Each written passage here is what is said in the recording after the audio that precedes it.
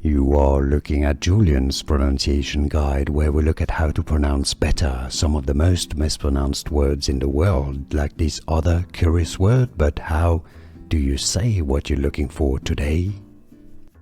Let's learn how to pronounce this word correctly once and for all in French. This is a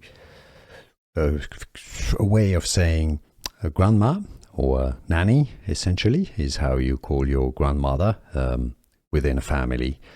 So like just a very cute, familiar way of saying nanny.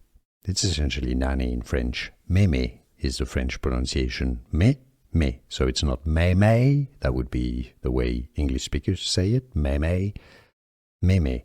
Short A sounds. Mémé.